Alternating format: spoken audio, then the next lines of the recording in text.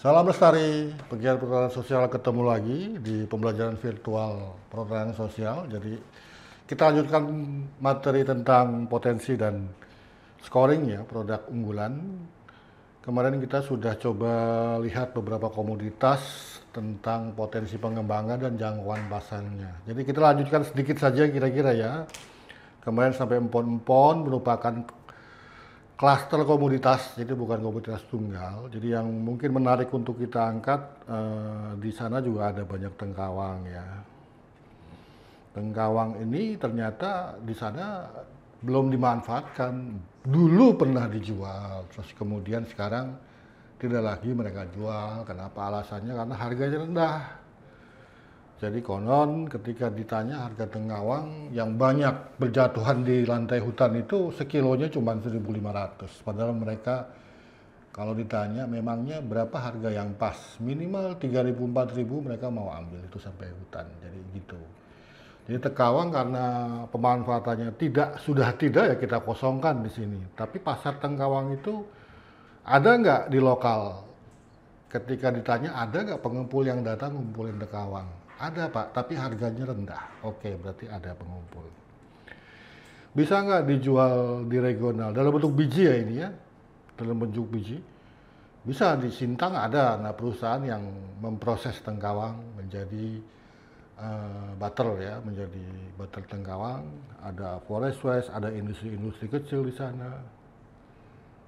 Masuk. Nasional ada nggak yang nampung biji tengkawang? Oh ternyata ada di Surabaya. Internasional bisa nggak kita jual biji tengkawang? Tidak bisa. Aturan Permendak tengkawang kalau mau diekspor harus dalam bentuk produk turunannya, tidak bisa dalam bentuk biji tengkawang atau buah tengkawang. Jadi ini tidak bisa. Tengkawang juga turunannya bisa jadi butter. Ada lagi tentang di bawah butter sebenarnya begini, butter tengkawang itu ada butter yang sifatnya raw, yang itu bisa diproduksi skala UMKM, ada butter yang sudah purifikasi, yaitu harus ekstraksi minyaknya, jadi tidak mungkin dikerjakan di skala UKM, skala petani. Jadi sebenarnya di tingkat petani, di KPS, bikin KUPS untuk mengolah minyak tengkawang yang masih raw masih memungkinkan. Pasarnya lokal ada nggak? Ada, bisa dijual dalam bentuk butter. Regional bisa sudah masuk. Nasional sudah banyak dijual di Tokopedia. Internasional belum bisa kalau belum purifikasi. Jadi seperti ini. Jadi secara sepintas kita coba lihat, ternyata memang kalau apa yang sudah dimanfaatkan kebanyakan masih di level lokal regional. Oh maaf, saya kasih ini aja ya. Ya lebih banyak kita lihat. Ini jangkauan pasarnya masih di sini dia, ya.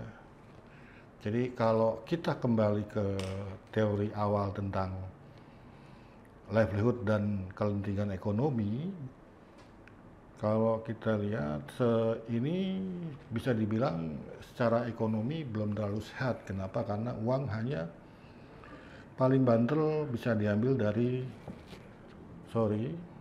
wilayah sini kan. Ya.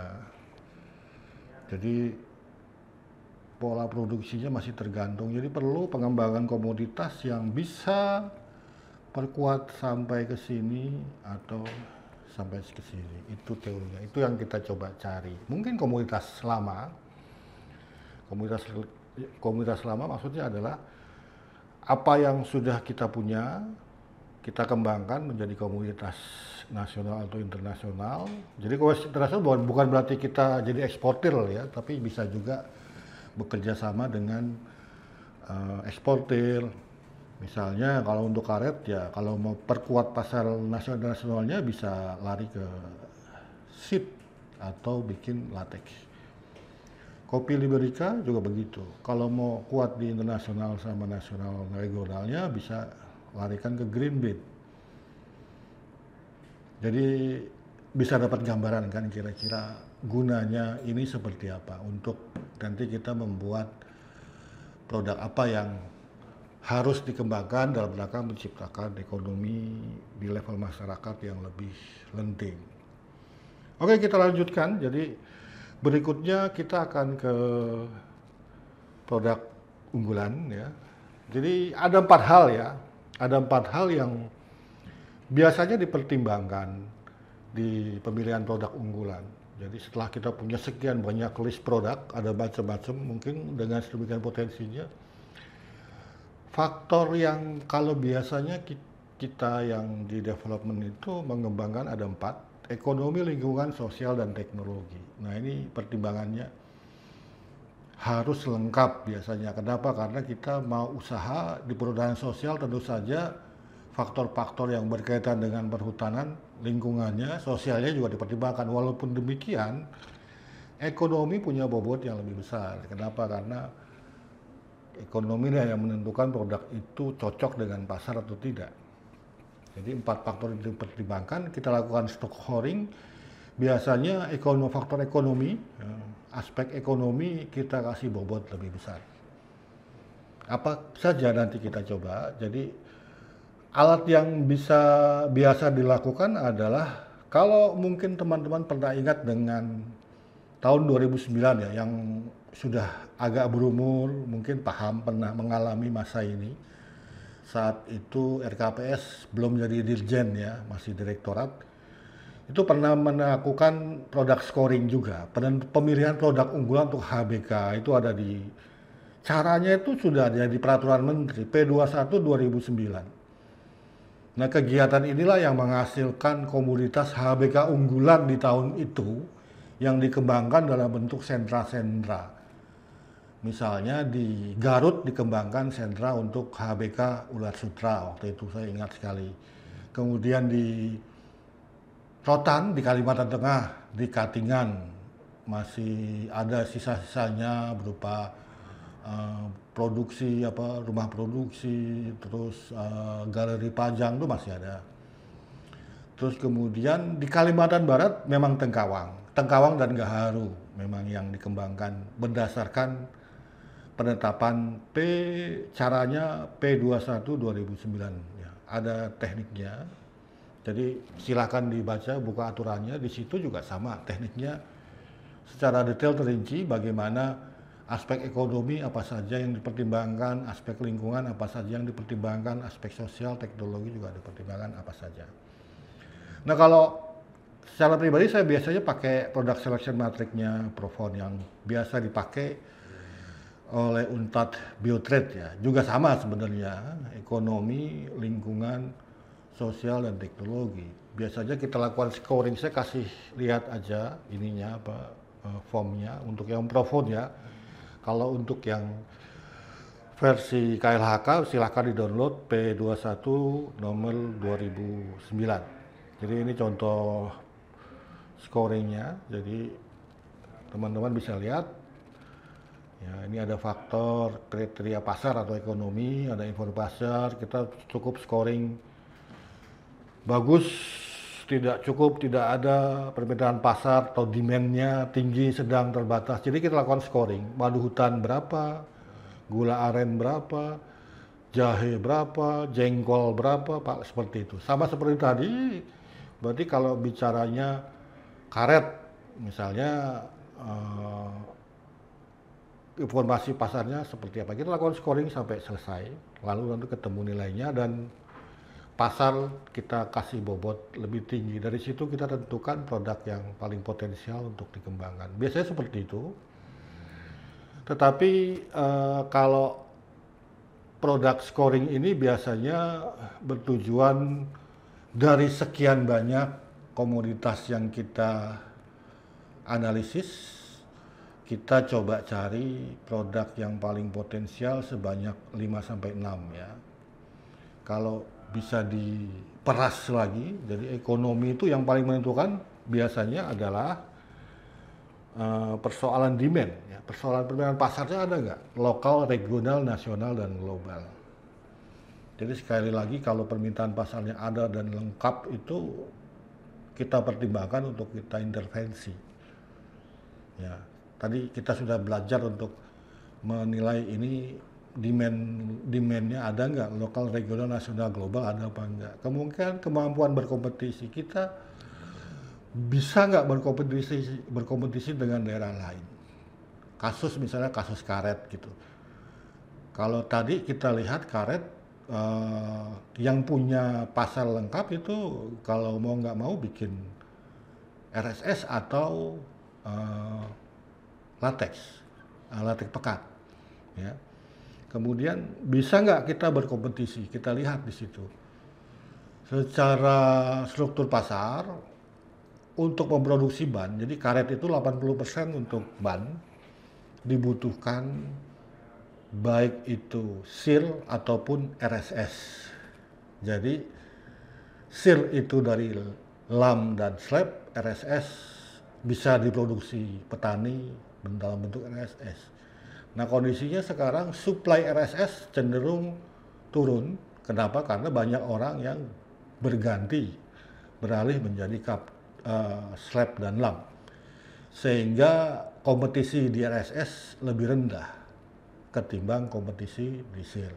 Nah sehingga kalau dengan logika seperti itu, produksi RSS bisa berkompetisi, ya.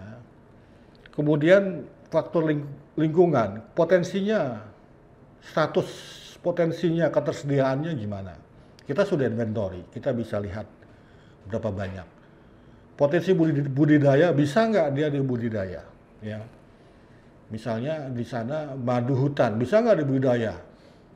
Oh nggak bisa, oh berarti mau budidaya larinya ke madu kelut atau madu cerana seperti itu. Kemudian spesies endemik ini cuma ada di tempat kita. Beberapa jenis anggrek tanaman hias cuma ada di Kalimantan. Kemarin waktu ke Sidang saya ketemu anggrek yang unik dimanapun nggak pernah saya temukan.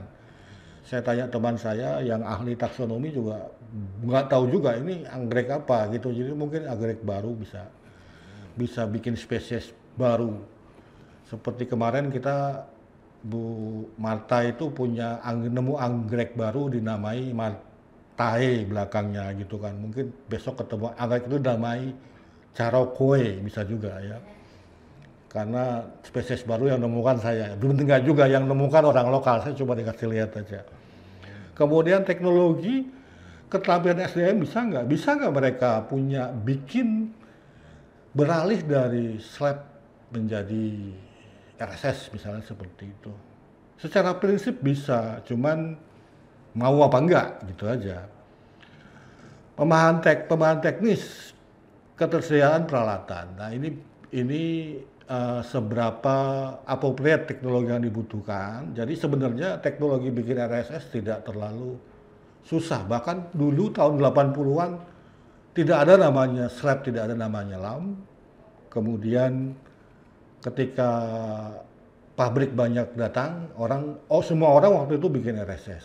Ketika pabrik datang karena dekat, orang berbondong-bondong pindah dari RSS menjadi slab lam yang sekarang kompetisinya menjadi tinggi. Kemudian sosial itu potensi nilai tambah, seberapa nilai tambah bisa dikembangkan. Kalau RSS mungkin berhenti di RSS, tapi kalau bicara green bean, potensi nilai tambahnya, kopi green bean nilai tambahnya jauh lebih baik daripada bikin karet RSS. Jadi ada pertimbangan-pertimbangan lain di situ. Kemudian inklusi di jalur supply. Nah, inklusi jalur supply adalah kalau kita sudah punya kontrak, punya komitmen supply dengan perusahaan misalnya ada perusahaan pengolah tengkawang yang sudah mau beli komitmen nerima tengkawang dari kita, dari PS kita, Forest Wise misalnya, mau terima, yaitu menjadi skornya tinggi. Jadi itu maksudnya inklusi di jalur supply.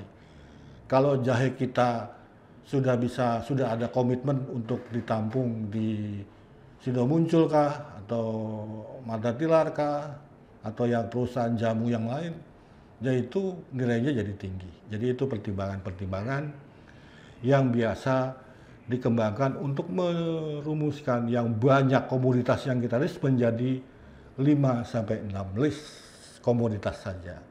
Dari 5 sampai 6 ini biasanya kita ubah lagi, kita peras lagi menjadi 2 sampai 3 saja asal agar kita bisa fokus. Nah, untuk memerasnya dari 5 6 komoditas menjadi 2 sampai 3 kita lanjutkan di sesi berikutnya. Sampai jumpa, salam besar.